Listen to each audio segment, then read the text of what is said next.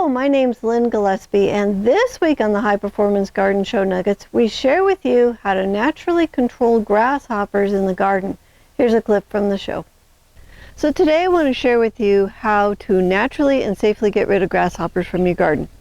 So the first line of defense is just a physical barrier. I like to use shade cloth or netting. If the area is not well suited for a physical barrier, then we can try some of the natural remedies. So here are the top 5 natural remedies that I like. Alright, so number 1 is Safer Soap.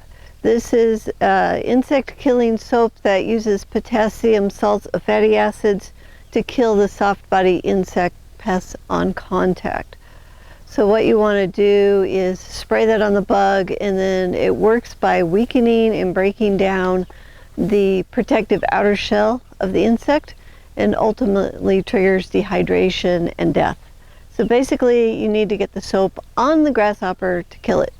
Now I use 3 tablespoons per gallon of water, and you're going to spray the grasshoppers when it's below 90 degrees Fahrenheit and when the sun is lower in the sky or when cloudy. So if you spray when the sun is strong, you can actually burn the plants. So you want to repeat this every 5 days until the population drops. And I like to use the Safer brand, and I'll put a link in the description below if you want to grab that. Alright, number 2 is diatomaceous earth. So diatomaceous earth is made up of ground up fossilized seashells. The shells are sharp, and the shells actually work their way up into the joints of the grasshoppers and cause the grasshoppers to dehydrate and die.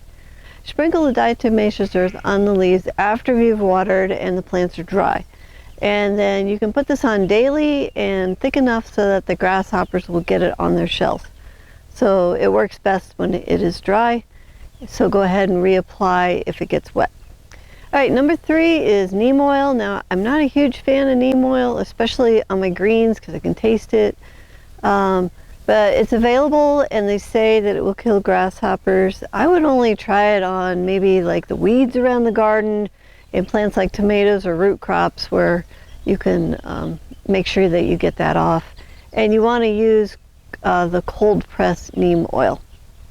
Alright, number 4 is pyrethrins. So pyrethrins are made from the chrysanthemum flower, and pyrethrins work by paralyzing the grasshopper's nervous system, causing them to die.